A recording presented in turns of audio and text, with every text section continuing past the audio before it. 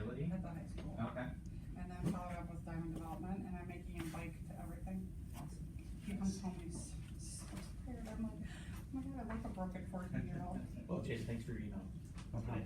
Alright, we're recording. Okay, great, I'm gonna call, this meeting to order. This is a meeting at 5:01 PM on Thursday, June 22nd. This is a meeting of the Finance and Auxiliary Services Committee. There is a possibility that a quorum of the full membership of the Board of Education may be in attendance at board committee meetings. There will be no full board action taken at any board committee meeting. Only members of the committee may vote on any item on the agenda. This meeting is not being live streamed, but it is being recorded. Please visit the School District of Menominee Falls YouTube site. Was the meeting properly posted? Yes. We're gonna go into item 2, which is the minutes approval. It was discovered that, the March 16th meeting, was overlooked for minutes approval. So, it was towards the end of the last sort of board year, and, while we did, I have a purpose today. while we did, approve a number of the committee meetings at the full board meeting, this one sort of slipped through the cracks. So, I did bring a copy if, Okay. that wasn't distributed, but basically, you know what, I might as well just read it. Okay. Really, the discussion items was the 2023-24 Fund 39 debt options. Then we reviewed that, and then there was, we were given a presentation due to the uncertainty of the state 2023-2025 biennial budget at that time. The recommendation was just to continue to accumulate funds in a fund balance and not move forward with some of the other options, and that in the spring of 2024, we would review those Fund 39 options once again. And then we just, as we typically do, we looked at the 2023-2024 budget, which we then continue to do almost every time we meet. So those were the items that we reviewed. So those are the minutes. I can pass them around if you want to look at them in any more detail, but I'd like to get a motion to approve those minutes. I will make a motion. Okay, and I will second that, Okay. since there's just the two of us. I think it's Go just on my name. easier, you're not really on the committee anymore, I Okay. know you were at the time, Sure. but the two of us can just pass those minutes, so all Okay, in I favor. don't have a purpose. So all in favor say aye. Aye. Okay, so But those it does have say been passed. Studline for my name, just so you Okay, know. we can, get that as well. How funny that is. Okay. So moving into our discussion items, the first item, on the agenda is the 2023-24 student and facility rental fees.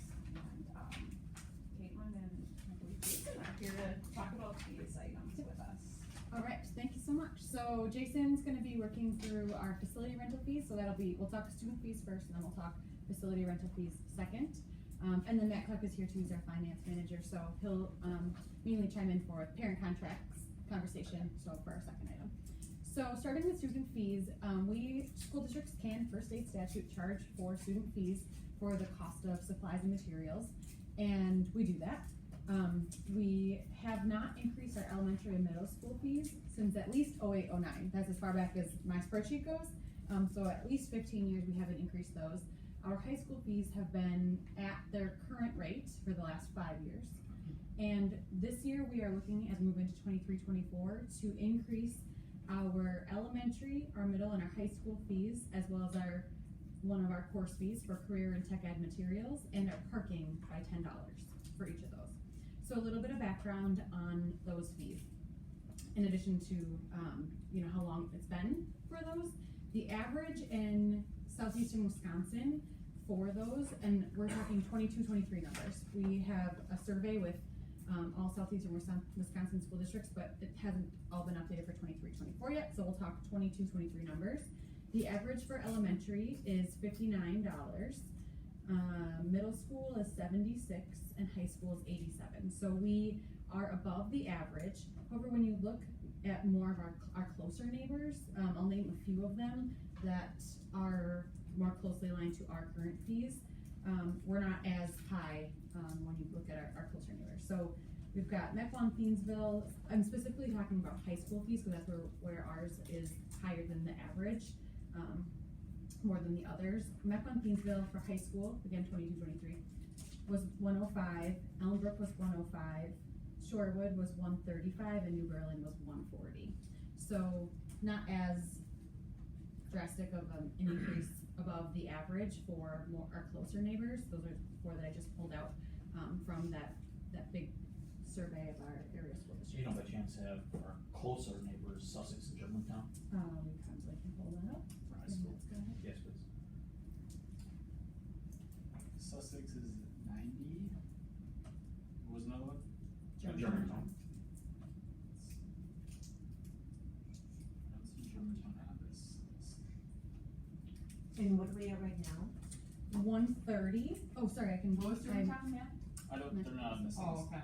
The survey I have. Okay, so I apologize, I meant to put this up when I was talking through it. So, you can see the second from the right is 22-23, and the recommendation is in the 23-24 column. Increases are in yellow, so any changes are in yellow. So you can see where we were at for kindergarten 25, so no recommended change there. Elementary, recommended change is $10 from 75 to 85. Same with middle school, 90 to 100, and $10 again at high school from 130 to 140. And then we've also got our career tech ed and parking. Fees. So, and we can look at data and do look at data that supports the fee increase. So as the cost of materials and everything has gone up in the economy, and the fee is justified in that our expenses are higher than they've been. And again, I go back to the history of it, of when I looked back and I kept expanding column after column, and it was still the same number all the way back to the, as far as the spreadsheet went in 08-09, that was the last time that the elementary and middle school fees have increased. So, being higher than the average for those now, I mean, we must have been way higher than the average back 15 years ago for those couple. So, any conversation or questions or anything on those?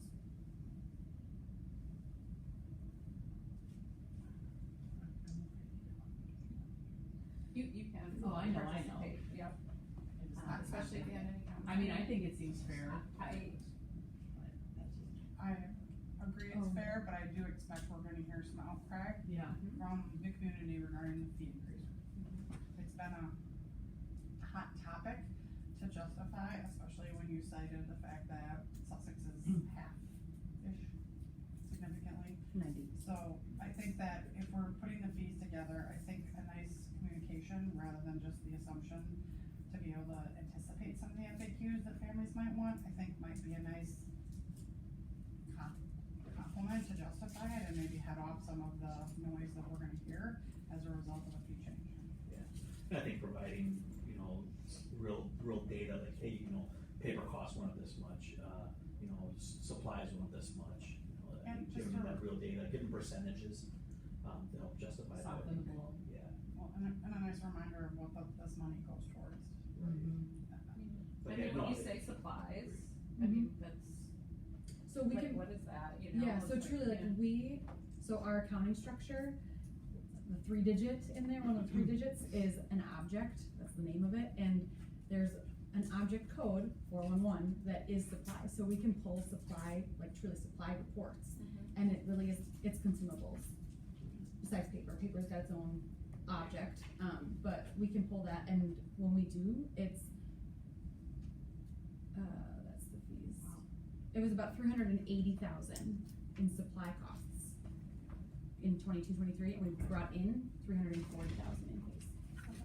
So, I think providing those type of specifics and then samples, putting in FAQ, I don't think it needs to be Like that lengthy, but I goes think to be towards- able to justify the increase, I Yep. think will be helpful in helping the community understand that. I mean, I just think it makes sense because everything's going up in price, so it's just kind of I'm given. shocked that for 15 years or whatever, it stayed the same, but that it was so high compared to other, like, I realize that, like, people are long gone, we'll never get that story, but like, how we ended up there would be very interesting, so. The athletic fees are staying. 'cause athletic they're- fees have they're- no They were rate higher, increase.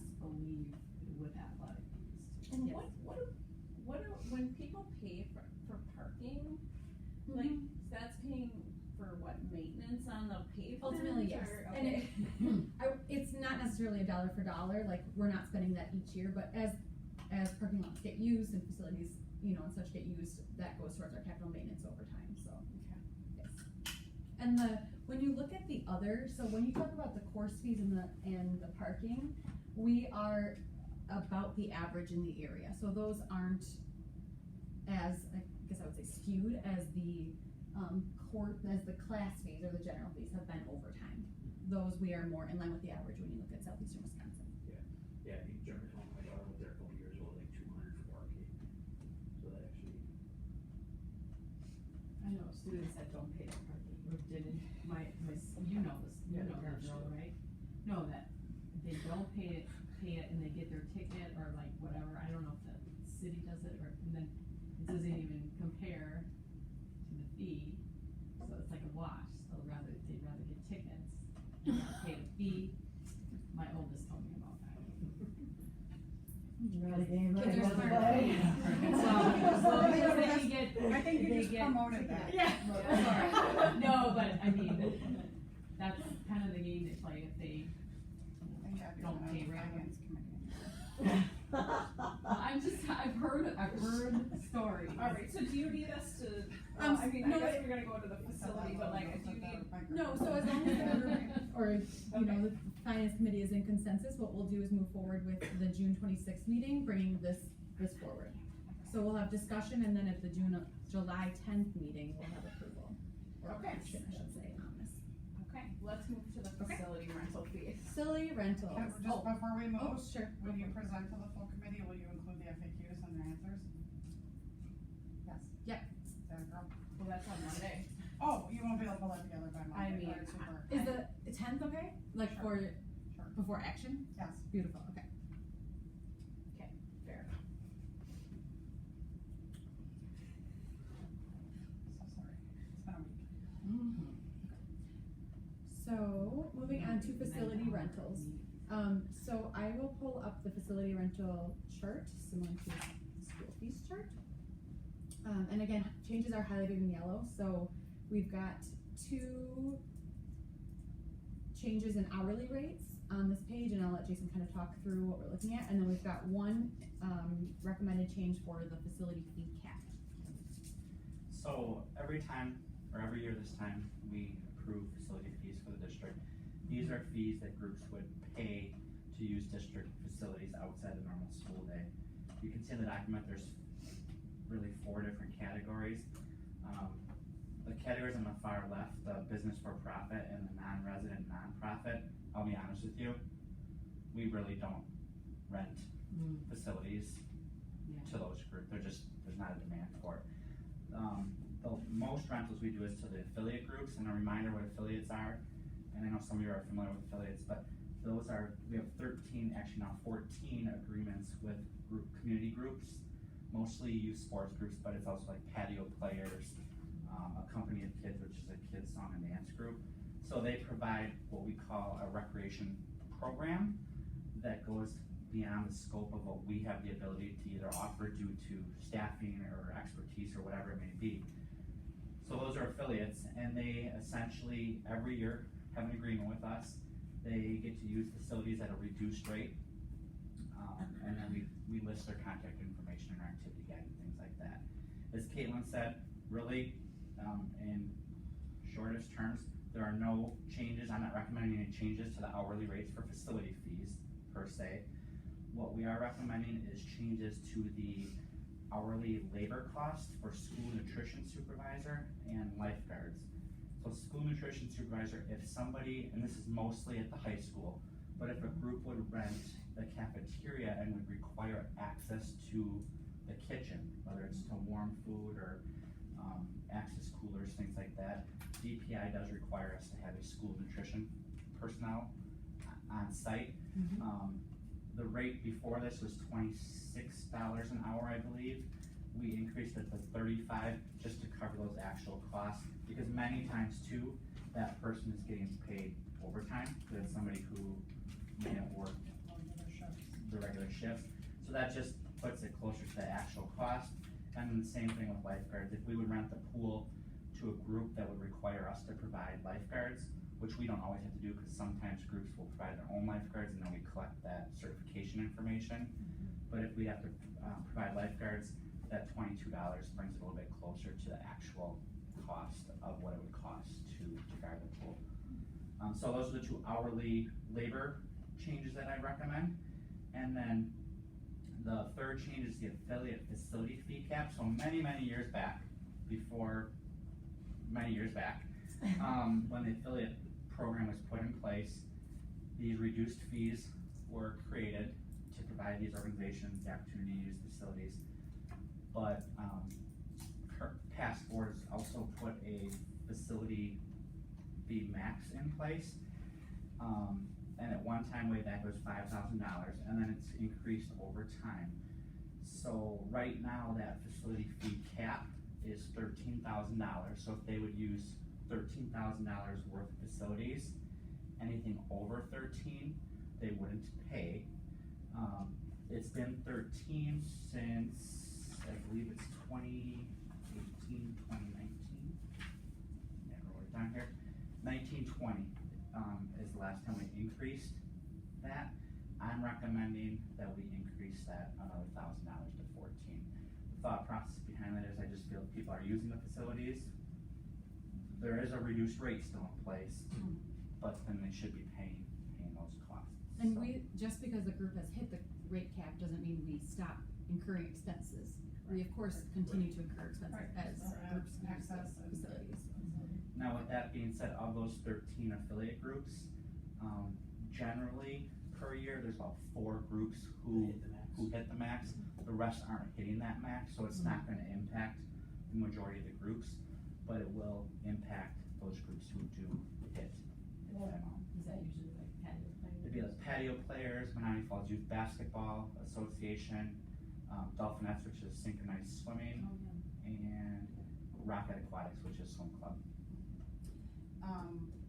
With the increase to 14,000, will they, based on what their annual fee is, will they still hit a cap, or will they? Some will still hit the cap. I think actually there's only one that normally hits the cap that would not hit the 14, Okay. but the other 3 would Will still hit hit the that cap. 14. So they're using even above that 14. Perfect. Any questions, comments? I think it's reasonable. Anything else? No? Shelley, you're good? I'm all good. Okay. Alright, so we'll bring that as is then to the Monday, June 26th board meeting for discussion. Okay. Okay, so then. Yeah. Doesn't look like it's that long. So then the next, is this another item or was this, yes, okay, so now we're on to discussion, item B, private school parent contracts for transportation. Alright. Okay, so we are switching gears and talking transportation. So as a public school district, we are required to provide either transportation or parent contracts to those schools who are eligible and meet certain criteria. So you don't. I got some. Based on the number of students who are eligible at the, so first we determine which schools are eligible, which we, generally maintain the same over time unless there's a new private school that comes into town or close to town, within 5 miles, and meets the criteria. So that's step 1, is like the school is eligible. Then step 2 is we identify the students who are eligible. And we are either providing a school bus or parent contracts, meaning the parent is basically receiving funds and is responsible for transporting their private school student to and from school. We have 2 schools who over time have declined in their ridership and have really low numbers now. So that's Divine Savior Holy Angels, or DSHA, and St. Agnes. And now with the super low ridership, the bus cost far outweighs the cost of moving to parent contracts. Just because a student rides the bus though, doesn't mean that's the only group of students who would be eligible for a parent contract. We actually have to look at everybody who you know, potentially could be eligible, and then identify that they're meeting the 2 mile or more requirement, among others. So, when we look at the analysis of how much we're actually paying for the bus versus how much we actually pay for the parent contracts, looking at we literally look at student by student and their addresses and plugging them in. We are looking at a bus cost, like this is our actual cost currently, for the DSHA and St. Agnes bus route, which is one and the same, the share route, is just over $43,000. And when we look at what it could be if we move to a parent contract for the 23-24 school year, we would have 4 eligible St. Agnes riders, or, you know, they would no longer be riders, but parent contracts, and 14 for DSHA, so a total of 18. We have an annual parent contract rate that changes based on our formula. In 22-23, that rate is $828.90, so simply multiplying 18 by that $828.90, our cost is just under $15,000 for moving to parent contract. So truly the savings is real, and is just the 43 minus the 15 is about $28,000 savings just by moving those 2 schools to parent contracts for the 23-24 year.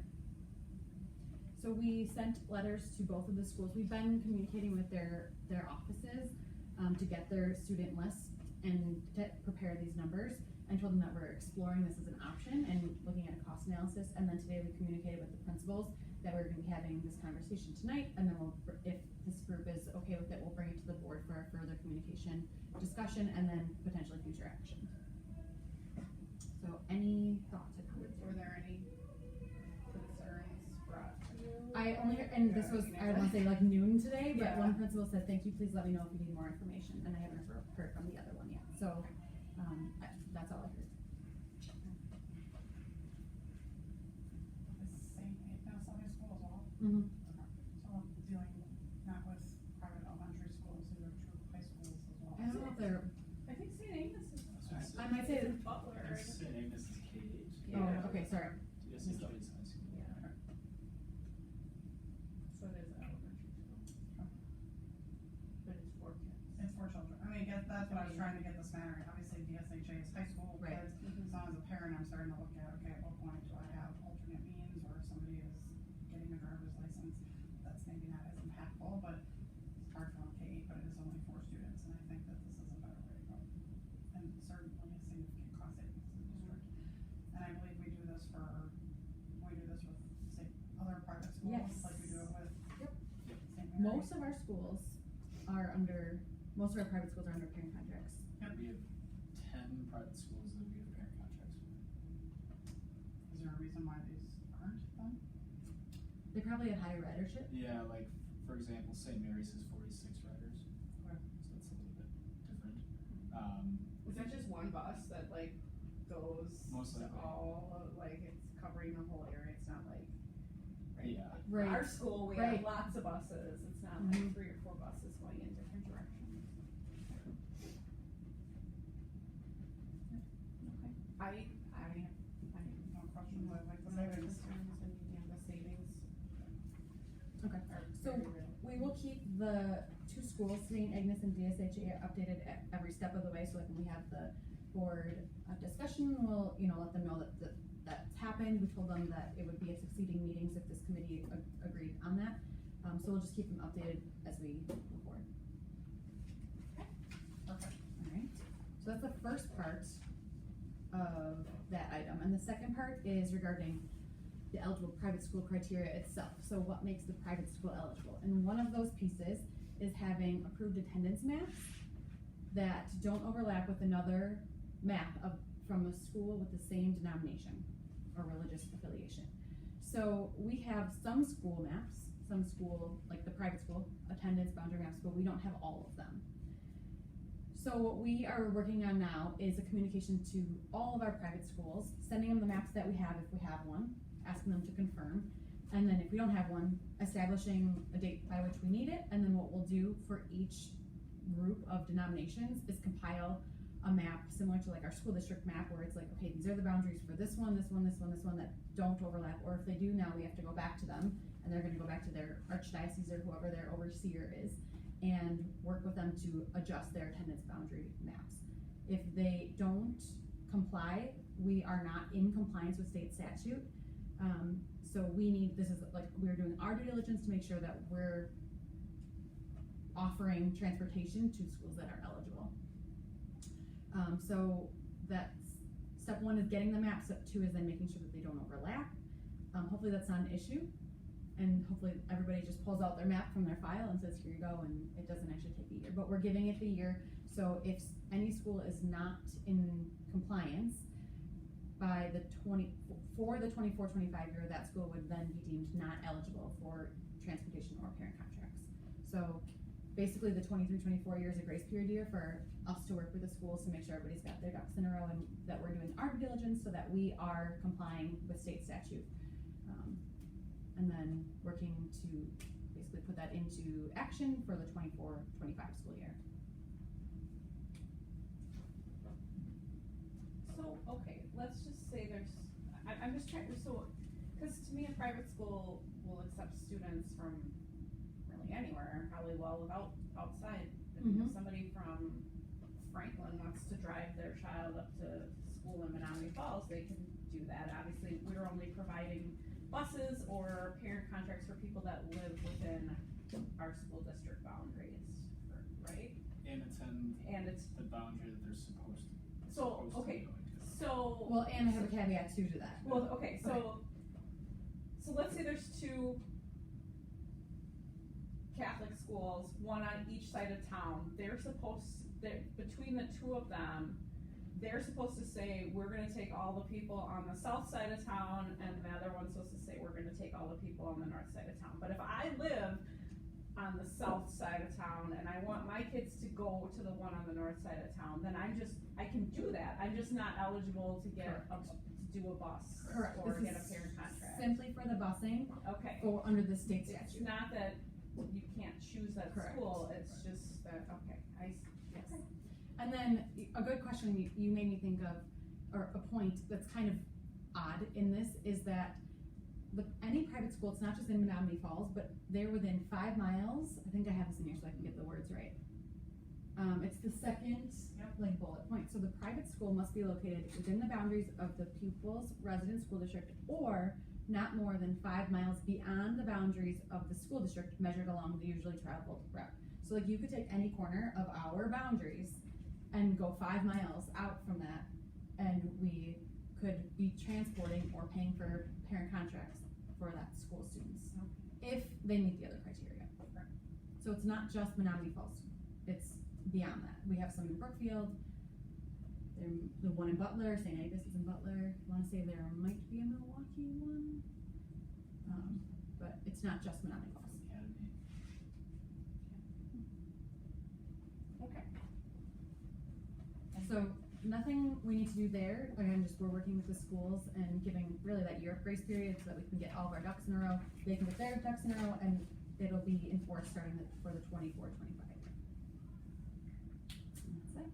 Okay, so moving on to items for discussion, item C, which is district contracts and agreements.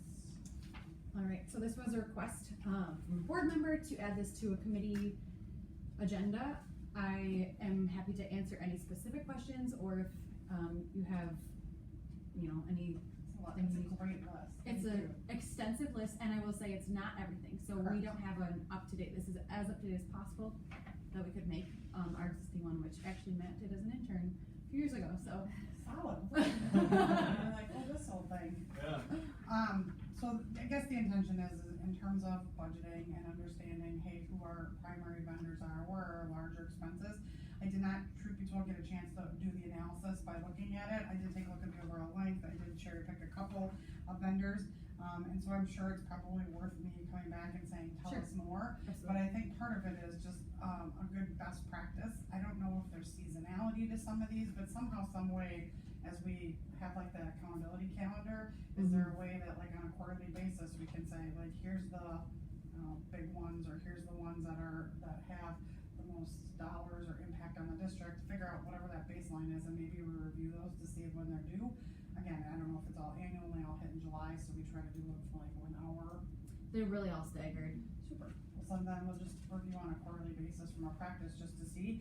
Part of it is, I think, trying to be prudent with our dollars is, Mhm. taking a look at it to be able to say, practice-wise, is there stuff on here we didn't even know that we're still using or paying, and have we had turnover in certain places and there's no value, and hey, there's a cost savings just out of the fact that we no longer use? Or is there also an opportunity for us as a board to do some cost benefit analysis saying, well, gosh, they've increased their prices, it now costs, I don't know, $50,000 for some service, are we seeing a lift as a district? Does that equate, is there another provider, do we go to bid, try to see what other services providers are out there? I don't wanna create busy work around all of them, but I think it would be an opportunity from a working agreement for us to kinda go through here and see which are the ones we'd like to, or based on your recommendation, we know this seems high, and, or, hey, we think there's other providers, we can get more services at a less cost. I don't feel we have to review everything on this list, but I think it's nice to start inventorying what we have and just make it part of a prudent practice. Definitely. And if one is, if we say, hey, time, right, at least until a week ago, we didn't know where the dollars were gonna maybe come in from the state budget, so hey, maybe they cut back on something for a year or two, and then when, times are a little less lean, maybe that is something we wanna do, but, we can cut it out for a year or two. So that just because something, gets removed doesn't mean it's not necessarily important, it just means it's not, that most important thing that's helping students, we wanna focus on, having the teachers and the aides in the classroom, and sometimes some of the nice to haves have to go for, a period of time, but we can get those back as well, so. Alright. And I think part of it's also just understanding some of the terms of the agreements too. Mhm. I don't know if these are just like, hey, we get monthly invoices, or if there's truly ones that have a contract, hey, can we renegotiate terms of that contract, et cetera. And one thing that we've done at like each department, or I should say division, did extensively this year and as part of our budget process throughout the spring, was review their contracts when we were looking at a tighter budget this year and what's not needed. So we've done a lot of trimming back on, and like a cost analysis on, okay, we have Gallup that we've been paying for many years, and when we had 300 applicants for a first grade position, that was 100% usable, and you couldn't even put a dollar amount to that was valuable in the process of hiring.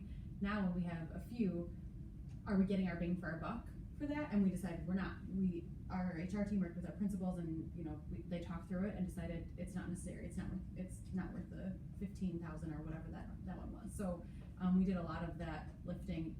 On the budget side, we had 2 models that we're using, and we have 1 now. So when we're looking at tighter times, like, we have to make those sometimes difficult decisions. Sometimes they're not as difficult, sometimes they are. So we did a lot of that work, and then even just having it in a document and identifying where there's overlap. Subscriptions are a huge thing that are not all part of that. We have a whole separate list, and I'm working to try to get that combined into this, so it's one and the same.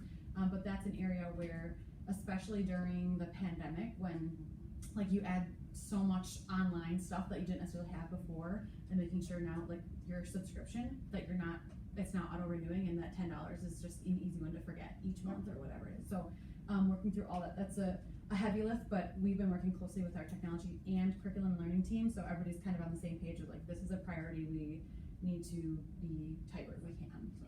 Awesome. Yeah. Super, thank you. And I get it was like an organic effort of where do we start, so. Yeah.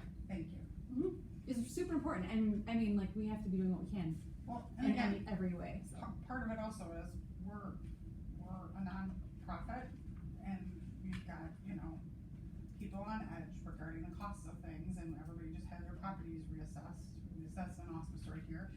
You wanna be sensitive and know that you're reviewing this stuff and we're being prudent, and so part of it's just a matter of being able to have the eyes on one quick snapshot of what are we paying for. I know we look at vouchers, but I don't know that vouchers always correlate exactly to this, so.